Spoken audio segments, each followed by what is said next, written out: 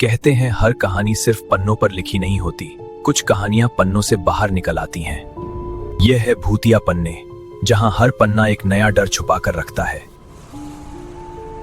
अगर तुम्हें अंधेरे की कहानियां पसंद हैं, जो रातों की नींद चुरा ले, तो अभी सब्सक्राइब करो और बेल आइकन दबा दो, क्योंकि यहां डर बिना वार्निंग के आता है।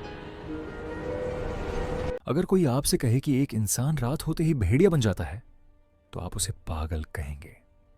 लेकिन अगर मैं कहूं कि उस भेड़िए के पंजों में आज भी इंसानी नाखून फंसे हैं और जिस जंगल में वो रहता है वहां से आज तक कोई सही सलामत वापस नहीं लौटा, तो आज की ये कहानी किसी किताब की नहीं है, किसी फिल्म की नहीं है। ये कहानी है एक ऐसे श्राप की जो इंसान और जानवर के बीच की सारी हदें मिटा देता है। उत्तर भारत के एक बेहद पिछड़े इलाके में एक छोटा सा गांव था, अमरगढ़। गांव के ठीक पीछे फैला हुआ था काला जंगल। दिन में भी उस जंगल के अंदर सूरज की रोशनी जमीन तक नहीं पहुंचती थी। गांव वाले कहते थे, जंगल सांस लेता है और रात में वो किसी को पुकारता है। हर साल कम से कम एक आदमी गायब हो जाता था। ना लाश मिलती, ना कोई सुराग, बस जंगल के किनारे खून के निशान और गहरे पंजों के निशान। इस कहानी का मुख्य किरदार था वीर प्रताप। उम्र करीब 30 साल। शहर से पढ़ लिखकर गांव लौटा था। वीर का मानना था, बहेड़िए, भूत, श्राप सब डर फैलाने की कहानियां हैं। लेकिन गांव वालों की आंखों में जो डर था वो झूठा नहीं लग रहा था। एक दिन गांव के बुजुर्ग ने वीर से कहा, बेटा, अगर जंगल से रात में किसी इंसान की आवाज आए तो जवाब मत देना। वीर हंस पड़ा। उसे नहीं पता था कि वो आवाज खुद उसकी होगी। उस रात जंगल से चीख सुनाई दी, बचाओ, कोई है? आवाज पूरी तरह इंसानी थी। वीर का दिल धड़क उठा। वो मशाल लेकर जंगल की ओर बढ़ा। गांव वालों ने रोका, मत जा बेटा, वो बुलावा है। लेकिन वीर नहीं रुका। जैसे ही वो जंगल के अंदर गया, हवा ठंडी हो गई, पेड़ हिलने लगे और तभी ग्रर्र, पीछे से जानवर जैसी भारी सांसों की आवाज। वीर पलटा, कुछ नहीं था, लेकिन जमीन पर खून की बूंदें थीं जो अंदर की तरफ जा रही थीं। अचानक बादल हटे और पूरा चांद निकल आया। जैसे ही चांदनी वीर के चेहरे पर पड़ी, उसका सिर चकराने लगा, आंखों के सामने अंधेरा छाने लगा, उसके हाथ कांपने लगे, नाखून धीरे धीरे लंबे होने लगे। वीर घबरा गया। ये क्या हो रहा है मेरे साथ? उसके दांतों में अजीब सा दर्द उठा, हड्डियां चटकने लगीं और तभी उसने जमीन पर अपनी परछाई देखी। परछाई इंसान की नहीं थी। परछाई में दिख रहा था एक झुका हुआ शरीर, घना बाल, लंबा जबड़ा और नुकीले दांत।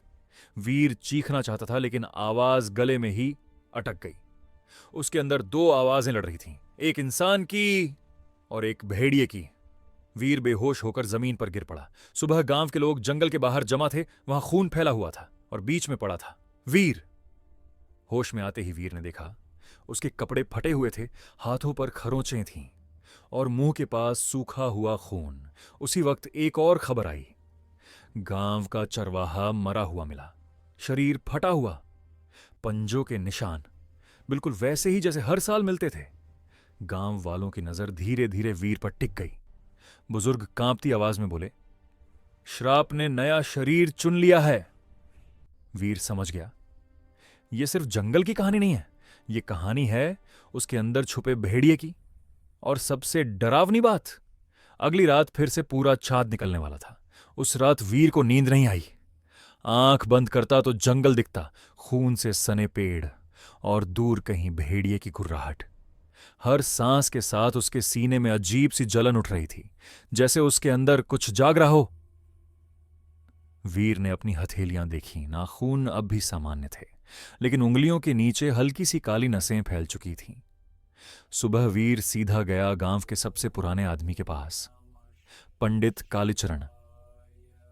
लोग कहते थे उन्होंने जंगल को जवानी में बहुत करीब से देखा था। पंडित ने वीर को देखते ही कहा, तू जंगल गया था पूर्णिमा की रात? वीर चौंक गया। आपको कैसे पता? पंडित की आंखें डर से भर गईं, क्योंकि श्राप ने तुझे छू लिया है। पंडित ने बताया, सालों पहले अमरगढ़ में एक आदमी रहता था, देव सिंह। वो ताकतवर था, अकेला पूरे जंगल से गांव की रक्षा करता था, लेकिन एक दिन उसी पर आरोप लगा कि वो जानवरों का खून पीता है। डरे हुए गांव वालों ने उसे जंगल में बांधकर जिंदा जला दिया। मरते वक्त देव सिंह चीखा, मैं मरूंगा नहीं, मैं लौटूंगा और हर पीढ़ी से एक शरीर लूंगा। उसकी आत्मा जंगल में भटकती रही और तभी से हर कुछ सालों में एक इंसान भेड़िया बन जाता है। पंडित ने वीर की कलाई पकड़ी। जैसे ही उन्होंने दबाया, वीर दर्द से चीख उठा। उसकी नसें फड़कने लगीं। पंडित बोले, पूर्णिमा की रात तेरे अंदर देव सिंह जागेगा। वीर घबरा गया। मैं किसी को नुकसान नहीं पहुंचाना चाहता। पंडित की आवाज भारी हो गई। श्राप इजाजत नहीं मांगता। उस रात जैसे ही अंधेरा हुआ, वीर के कानों में फुसफुसाहट गूंजने लगी। आजा, जंगल बुला रहा है। उसके पैरों में अजीब सी ताकत आ गई। दिल कह रहा था, भाग जंगल की तरफ। वीर ने खुद को कमरे में बंद कर लिया, लेकिन तभी जंगल से लंबी हुआ वीर की रीढ़ में सिहरन दौड़ गई। उसकी आंखें लाल होने लगीं। वीर जमीन पर गिर पड़ा। उसकी पीठ झुकने लगी, कंधे फैलने लगे, दांत आपस में रगड़ खाने लगे। आवाज बदल गई, आधी इंसान आधी जानवर। उसने शीशे में देखा। चेहरा अब भी वीर का था, लेकिन आंखों में भेड़िए की भूख थी। उसने खुद से कहा, नहीं, मैं काबू पा सकता हूं। अगली सुबह गांव में कोहराम मच गया। एक और लाश मिली। इस बार जंगल के अंदर नहीं, गांव के कुएं के पास। लाश को देखकर वीर के पैरों तले जमीन खिसक गई, क्योंकि उसे याद आया, रात में उसने सपना देखा था। कुएं, खून और अपने हाथ। गांव वाले अब खुलकर फुसफुसाने लगे। ये शहर से आया है। इसी के आने के बाद मौतें शुरू हुईं। वीर की मां रोते हुए बोली, मेरा बेटा ऐसा नहीं है। लेकिन डर तर्क नहीं सुनता। पंडित ने वीर को अलग बुलाया। अगर तूने अगली पूर्णिमा तक जंगल नहीं छोड़ा तो या तो तू मर जाएगा या फिर पूरी तरह भेड़ियाओं बन जाएगा। वीर जानता था अगली रात पूर्णिमा है। उसने तय किया, वो जंगल जाएगा, लेकिन भागने के लिए नहीं, सच का सामना करने के लिए। उसने पंडित से पूछा, श्राप तोड़ने का कोई तरीका? पंडित ने धीरे कहा, है, लेकिन उसकी कीमत तेरी इंसानियत होगी। रात उतर रही थी। चांद धीरे धीरे पूरा हो रहा था। जंगल से फिर वही आवाज, आजा वीर, अब छुपने का वक्त खत्म। वीर ने कुल्हाड़ी उठाई और जंगल की ओर बढ़ा, क्योंकि अब सवाल यह नहीं था वो भेड़िया बनेगा या नहीं। सवाल यह था, क्या वो खुद को मार पाएगा या किसी और को। रात अब पूरी तरह उतर चुकी थी। जंगल किसी जिंदा चीज की तरह सांस ले रहा था।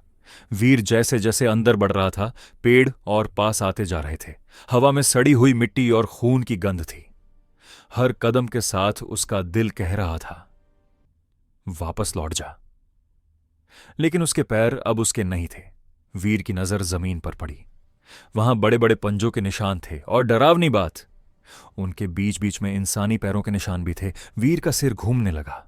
उसे याद आने लगा कुएं के पास खून, चरवाहे की लाश और अपने हाथों पर लगा खून। नहीं, ये मैंने नहीं किया। लेकिन जंगल चुप नहीं रहा।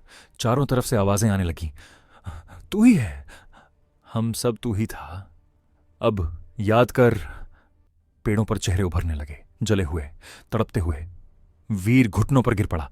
उसने कान बंद किए, लेकिन आवाजें उसके अंदर से आ रही थीं। अचानक जंगल के बीचों बीच एक खुली जगह आई, और वहां एक लंबा काला साया खड़ा था। आधी रोशनी में उसका चेहरा दिखा, जला हुआ, आंखें गड्ढों में धंसी हुई और मुंह से जानवर जैसी सांस। उसने कहा, इतनी देर कर दी मेरे नए शरीर? वीर कांप गया। देव सिंह, साया मुस्कुराया, अब मैं वही हूं जो तू है। देव सिंह आगे बढ़ा, मैं कभी राक्षस नहीं था। मैंने गांव को खुद से पहले रखा, लेकिन डर सबसे बड़ा जहर होता है। उसकी आवाज भारी होती गई। उन्होंने मुझे जलाया और मेरी आत्मा इस जंगल में बंध गई। हर कुछ सालों में मुझे एक शरीर चाहिए, और इस बार तू सबसे मजबूत था। वीर चिल्लाया, मैंने किसी को मारना नहीं चाहा। देव सिंह हंसा, तूने चाहा नहीं, लेकिन तूने किया। चांद पूरी तरह निकल आया। जैसे ही उसकी रोशनी वीर पर पड़ी, उसकी हड्डियां तेज आवाज से टूटने लगीं। रीढ़ झुक गई, चेहरा आगे निकल आया, त्वचा फटने लगी और उसके नीचे से काले बाल निकल आए। वीर चीखा, मैं इंसान हूं। देवसिंह गरजा, अब नहीं। वीर का दिमाग दो हिस्सों में बंट चुका था। एक हिस्सा रो रहा था, मां, गांव, इंसानियत। दूसरा हिस्सा खून मांग रहा था। उसके हाथ अब पंजे बन चुके थे, लेकिन उसकी आंखों से आंसू गिर रहे थे। अगर मुझे मरना है तो इंसान की तरह मरूंगा। वीर ने जमीन से कुल्हाड़ी उठाई। देवसिंह चौंका। तू मुझे नहीं मार सकता, वीर बोला। मैं तुझे नहीं, खुद को मारूंगा। लेकिन तभी देवसिंह वीर के अंदर घुस गया। उसकी आवाज वीर के गले से निकली, अब हम एक हैं। वीर ने कुल्हाड़ी फेंक दी। अब उसकी आंखों में कोई डर नहीं था, सिर्फ भूख। वो जंगल में दौड़ पड़ा। पेड़ टूटते गए, जानवर भागते गए, और फिर एक इंसानी चीख। वीर रुका। उसके सामने एक बच्चा खड़ा था, गांव का, डरा हुआ। वीर के पंजे उठे, लेकिन हाथ रुक गया। उसकी आंखों में फिर आंसू आए। भाग जा! बच्चा रोते हुए भाग गया। देवसिंह चीख पड़ा, कमजोर! वीर जान गया, अगर अगली बार वो रुका नहीं तो कोई नहीं बचेगा। उसने आसमान की ओर देखा। पूर्णिमा अब भी चमक रही थी और देवसिंह हंस रहा था। सुबह तक या तो तू रहेगा या मैं। रात अब अपने आखिरी पहर में थी। जंगल शांत था, बहुत ज्यादा शांत।